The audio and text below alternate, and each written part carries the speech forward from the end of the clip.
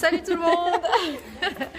Alors, je suis Claire Labbé, Equi-coach et instructrice EponaQuest et je vous présente Leïla Pagès, à côté de moi, qui vient juste de diffuser son film pour la première fois en France et qui vient vous parler de son film.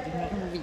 Voilà, alors Leïla, après cette première projection en France, comment est-ce que tu te sens?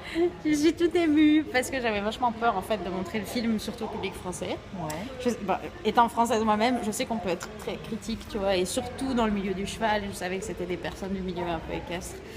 Donc voilà, j'avais un peu la trouille de me dire qu'est-ce qu'ils vont en penser. Et en fait, je suis toute émue parce qu'il y a plein de parce que les gens ils me disent que ça les encourage. En fait, ce qui m'émeut le plus, je pense, c'est les gens qui me disent que ça les encourage à aller plus loin, quoi. Et alors, je te confirme, moi j'ai vu ton film aussi. Et j'ai pleuré pendant approximativement les 3/4 du film. Je suis arrivée au bout de 5 minutes, je pleurais déjà. Et c'est un film incroyable. Alors, il faut qu'on vous dise, le film il s'appelle Sans attache. Et c'est un film sur... Ah, la question qui... Alors là, je te laisse expliquer. C'est un film sur, je crois, la recherche de liberté, guidée par les chevaux.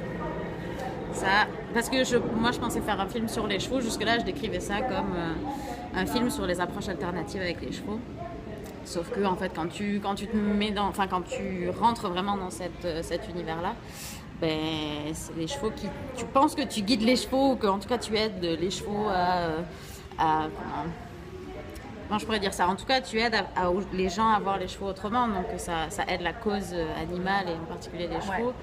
Et finalement tu vois que tout le long c'est eux qui t'aident et qui t'emmènent plus loin. Et voilà, et donc le but pour moi c'est vraiment d'inspirer les gens à s'écouter, parce que dans le milieu du cheval c'est hyper dogmatique, on est très vite critiqué, on est très vite jugé, et donc de se dire chacun a un chemin différent, quoi. Et vraiment d'écouter sa propre voix et ses propres élans et ses envies et ses rêves, et on est tous capables en fait de franchir le pas pour réaliser ses rêves, quoi. Et alors, parlons de rêve, du coup, est-ce que tu peux nous raconter un petit peu ton histoire? Voilà.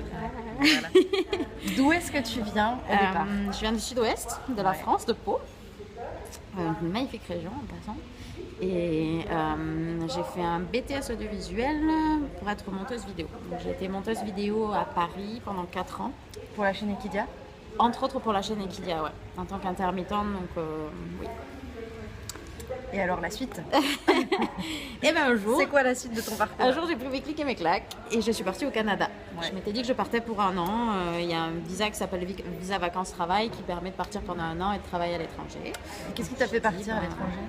Ça faisait longtemps que j'étais curieuse, j'avais des envies d'ailleurs. Vraiment la vie parisienne, à un moment donné, il y a eu un ras-le-bol général. Et parce que j'avais toujours rêvé de nature et de voyages, de paysages incroyables, et je franchissais jamais le pas, quoi, jusqu'au moment où vraiment la vie parisienne, c'était tellement aux antipodes de ce que je souhaitais que tous les jours je me disais mais qu'est-ce que je fais là? Je rêvais de nature, d'animaux, de chevaux et tout, et je suis dans un milieu urbain avec des gens stressés, pas contents. Ça me pompait toute mon énergie d'essayer de rester de bonne humeur et poli et sympa. Et surtout, tous les jours, je me disais, mais ils sont où les chevaux, quoi? Et j'essayais de me convaincre que c'était un rêve d'enfant, que c'était fini, et qu'il fallait passer à autre chose. Mais ça, voilà, la petite voix, elle n'est jamais partie. Donc, j'ai franchi le pas d'aller au Canada, et je me suis dit, tant qu'à faire, on va essayer de remettre un petit pied dans le milieu des chevaux. Je me disais, ça fait longtemps, je connais plus rien, je sais plus rien. Donc, je cherchais une petite place de palefrenière en me disant, bon, allez, je vais remettre je vais m'essayer, quoi. Et en fait, en 2 ans, donc mon premier emploi, ça a été travailler dans une écurie d'équitation naturelle, où vraiment on apprend le langage du cheval. D'accord. Donc j'ai commencé en tant que palefrenière, j'ai été formée pour être instructrice d'équitation naturelle. Ouais. Et voilà, donc je me suis occupée de l'écurie pendant 2 ans avec une chouette équipe. Et voilà. Et ensuite... Et là, c'est le drame. Et c'est que, en me disant, ça y est, c'est mon rêve, c'est mon opportunité, quoi. C'est l'opportunité de ma vie. J'ai tout donné. J'ai vraiment travaillé comme une malade et j'étais en formation intensive en même temps. Et je me suis pas du tout économisée. Et donc, paf, le burn-out. Donc là, c'était un vrai coup dur parce que j'ai enfin trouvé ma passion, j'ai enfin trouvé ma voie, j'ai pris les risques, etc. Et finalement, j'ai dû quitter mon boulot. Ouais. Je me suis retrouvée dans un pays qui n'était pas le mien, à pas savoir ce que j'allais faire. Donc là, je me suis mise à la photo. En fait, j'avais toujours eu cette envie de hobby que j'avais jamais essayé.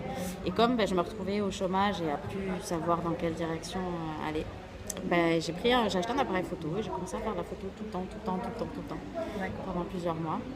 Et ça m'a passionnée au point que je me suis dit, tiens, mais attends, ça fait des belles images vidéo aussi, ces appareils photo. Donc si je filmais un peu ce que je vois, si je filmais ma prof d'équitation naturelle, si je filmais les gens que je rencontre.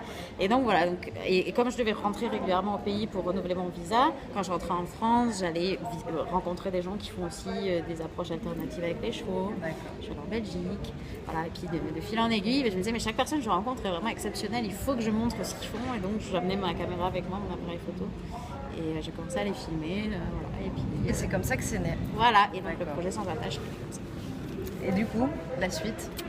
Et la suite, c'est que finalement, je me suis dit, à un moment donné, j'étais bloquée en France pour des problèmes de visa, j'avais plus de travail au Canada, je voulais plus travailler en France. Je me suis dit, bon, là, vraiment, ça va plus du tout. Donc, et j'avais encore une grosse envie, je me sentais pas libre encore, et je sentais qu'il me manquait plein de trucs avec les chevaux, et donc j'ai décidé de partir en Patagonie. Le petit rêve de tout cavalier. Et donc, je suis partie 3 mois en Patagonie pour travailler avec des chevaux semi-sauvages et essayer de créer un lien de confiance. Toujours avec ton appareil photo? Toujours avec mon appareil photo. Tout petit en plus. Les gens s'imaginent que j'ai du matériel incroyable pendant ce petit appareil photo. Et donc voilà. Donc 3 mois en Patagonie.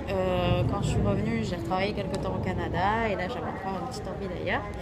Et il y avait un séminaire ECA en Arizona qui rassemblait tous les gens que j'admirais, dont j'avais lu les bouquins, j'avais vu les films. Enfin, je me dis, oh là, mais il faut que j'aille filmer là-bas. C'est un rassemblement de vraiment tout ce que je veux faire connaître.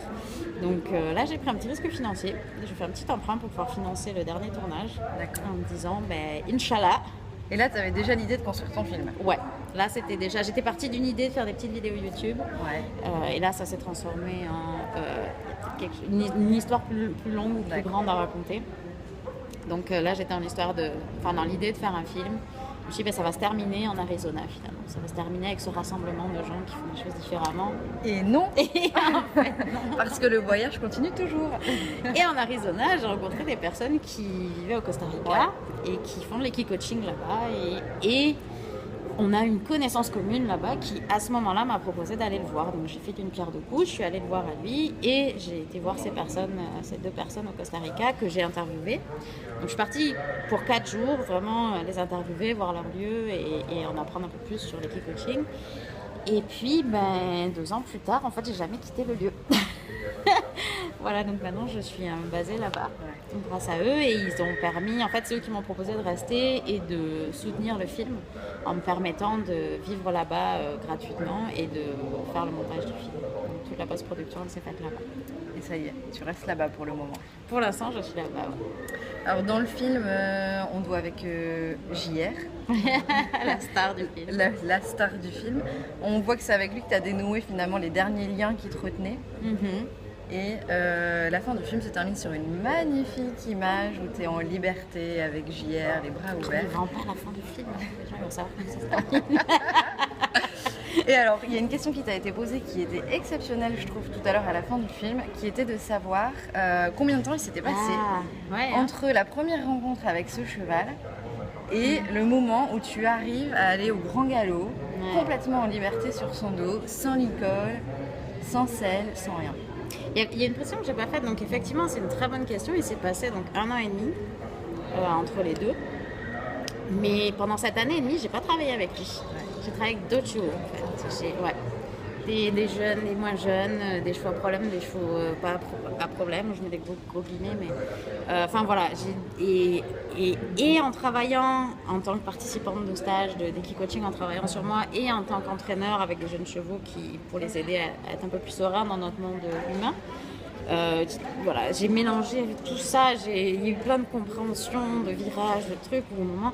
Et c'est là où je me suis dit, mais il faut que ça finisse avec JR en fait, parce que c'est lui qui m'a ouvert cette porte-là vers les émotions, vers l'équi-coaching, c'est lui qui m'a choisi, du coup, ça vous verrez dans le film pourquoi. Et donc, je me suis dit, c'est obligé que ça se termine avec lui. Et ça m'a pris 1 mois à tourner cette scène. Ah oui, quand même. Oui. Et je me suis prise une dizaine de fois parce que en fait, j'ai réalisé tout le chemin que ça me demandait de parcourir. Il y a eu des moments de galère, des moments où moi j'étais pas dedans, où lui n'était pas dedans, où on se comprenait pas, des moments géniaux mais où on avait là, des problèmes de caméra, enfin voilà, tout ça tu vois qui fait que c'est pas hyper, c'est simple en fait mais c'est pas facile nécessairement. Donc ça demande quand même une certaine persévérance, mais moi j'avais cette idée là justement que ça se termine au grand galop, on rejoint la horde et voilà c'est magnifique et ben on s'en va dans le soleil, genre machin. Mais en fait, c'est lui qui m'a dit, mais non, nous, c'est pas ça qu'on fait, quoi. C'est pas juste au contraire. Et donc, ça se termine finalement sur un truc très calme et très posé. On a une sensation de liberté, tout ça, mais après, ça redescend. Et quand on rejoint la horde, on est dans le calme. Et la horde, elle est là. Tu vois, enfin, c'était hyper important, en fait, visiblement pour lui aussi, de me faire passer ce message-là que c'est, voilà, que déjà que c'est pas fini, que j'ai pas tout compris, c'est toujours un chemin. Et que c'est un chemin, je pense, à vie. Et que les chevaux, ils sont dans cette envie-là d'être dans le présent, dans le calme, dans le bien-être. Et voilà. C'est pas nécessairement, nous, on voit ce truc-là de grand galop d'émotions fortes. Ouais. Eux, ils nous permettent d'apprécier ces moments de calme et ces moments d'harmonie, tu vois, qu'on a trop souvent tendance à sous-estimer, je pense. Merci beaucoup.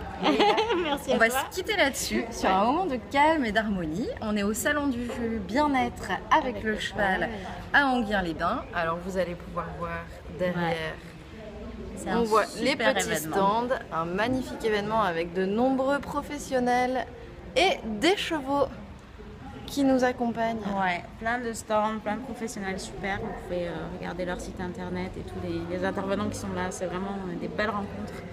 Et j'ai cru entendre que ce salon allait se renouveler normalement, donc on devrait pouvoir le retrouver peut-être tous les ans ou tous les 2 ans, enfin on demandera aux organisateurs. Ouais. Donc on était là pour dire que tu vas projeter ton film, faire une petite tournée en France, en Suisse et en Belgique au mois de octobre-novembre 2018. Exact. Les dates sont encore à planifier. Oui.